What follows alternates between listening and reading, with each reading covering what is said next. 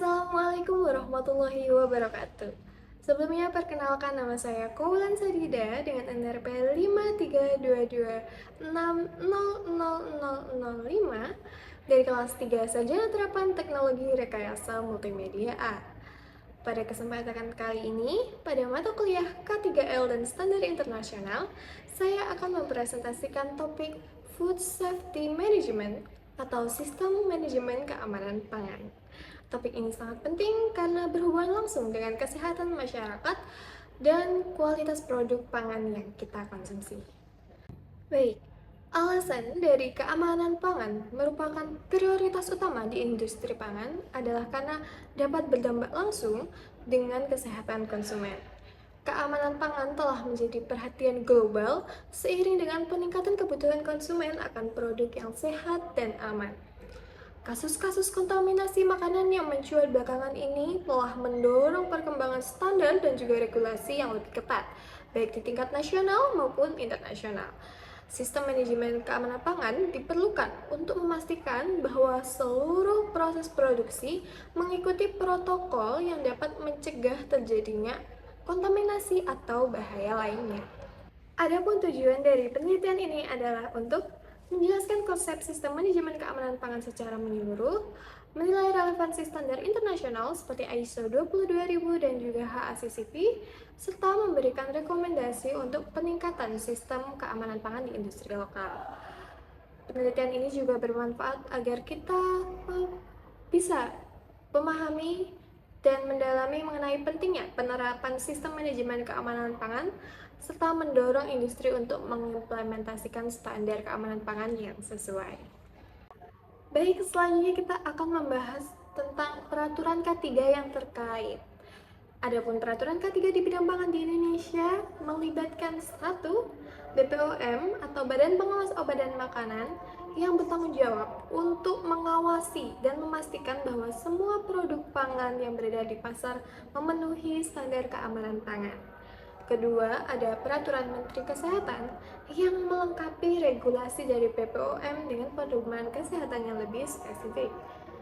Ketiga, ada Kodeks Alimentarius dari FAO atau WHO yang juga menjadi acuan global untuk menjaga kualitas dan keamanan pangan. Keempat, ada Undang-Undang Nomor 18 Tahun 2012 tentang Pangan yang menekankan pentingnya pengawasan terhadap mutu dan juga keamanan pangan dalam semua tahap produksi dan juga distribusi. Selain Kodeks Alimentarius, industri pangan juga didorong untuk mengadopsi standar internasional lain seperti ISO 22000. ISO 22000 adalah standar internasional yang secara khusus ditetapkan untuk sistem manajemen keamanan pangan yang mengintegrasikan prinsip-prinsip K3 dalam industri pangan. Bagaimana peraturan K3 terintegrasi dalam ISO 22000? Integrasinya adalah dengan 1. Pendekatan manajemen risiko yang sistematis. Kedua adalah HACCP atau Hazard Analysis Critical Control Points. Ketiga ada pengendalian lingkungan kerja.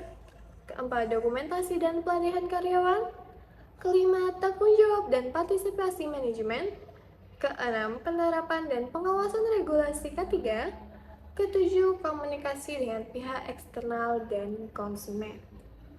Ya, seperti yang sudah kita sebut tadi dalam ISO 22000, teori ketiga yang terkait dengan industri pangan ada HACCP. HACCP sendiri adalah implementasi praktis dari teori K3 dalam industri pangan yang dirancang untuk mengelola resiko dengan pendekatan sistematis. HACCP mencakup 7 prinsip utama yang diterapkan dalam manajemen risiko.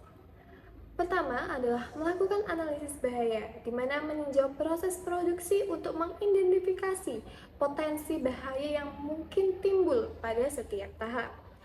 Kedua, ada menentukan titik kendali kritis atau CCP itu sendiri dengan mengidentifikasi titik-titik dalam proses di mana kontrol harus ditetapkan untuk mencegah atau menghilangkan bahaya. Ketiga, ada menetapkan batas kritis, yaitu menentukan parameter yang harus dipenuhi di setiap CCP seperti suhu atau waktu memasak. Keempat, ada memantau CCP, memastikan bahwa CCP diawasi secara berkelanjutan untuk memastikan bahwa batas kritis terpenuhi. Kelima, ada tindakan korektif. Tindakan korektif adalah menetapkan prosedur yang harus diambil jika monitoring menunjukkan bahwa suatu CCP tidak memenuhi batas kritis. Keenam, ada verifikasi, di mana mengevaluasi keefektifan sistem HACCP dengan menguji ulang prosedur dan hasil pemantauan. Dan yang terakhir ada dokumentasi dan penyimpanan catatan, menyimpan bukti dan dokumentasi yang mendukung implementasi dari HACCP sebagai audit. Berikut ini adalah data pendukung mengenai penerapan sistem manajemen keamanan pangan terkait peningkatan implementasi ISO 22000 di Indonesia dan grafik dari tren kasus keracunan makanan pada tahun yang hampir bersamaan. Di sini data ini menunjukkan dampak positif jika kita menjaga sistem manajemen keamanan pangan dan terus meningkatkannya. Baik, setelah semua materi tadi, kita bisa analisa bahwa implementasi sistem keamanan pangan, terutama ISO 20000 dan juga HACCP, telah terbukti meningkatkan kepercayaan konsumen serta mengurangi jumlah kasus kontaminasi. Penerapan HACCP memerlukan analisis mendalam terhadap potensi bahaya dalam setiap tahap produksi, mulai dari pemilihan bahan baku hingga distribusi produk. Studi kasus menunjukkan bahwa industri yang mengadopsi sistem ini mampu mempertahankan kualitas produk dan mengurangi kerugian akibat produk cacat. Baik, setelah itu tadi kita dapat menyimpulkan sistem manajemen keamanan pangan seperti ISO 22000 dan juga HACCP memiliki peranan penting dalam menjaga kualitas dan keamanan produk. Dengan penerapan standar-standar ini, industri dapat meningkatkan kepercayaan konsumen serta menjaga keberlangsungan bisnis mereka. Dan saran yang dapat kita berikan adalah meningkatkan pelatihan dan pemahaman tentang pentingnya sistem manajemen keamanan pangan dari pemerintah dan juga industri. Selain itu, kolaborasi antara pemerintah, akademisi, dan juga pelaku industri diperlukan untuk memperkuat pengawasan dan evaluasi penerapan standar keamanan. Baik, saya rasa cukup sekian dari saya. Terima kasih atas perhatiannya dan mohon maaf atas kekurangannya. Terima kasih. Wassalamualaikum warahmatullahi wabarakatuh.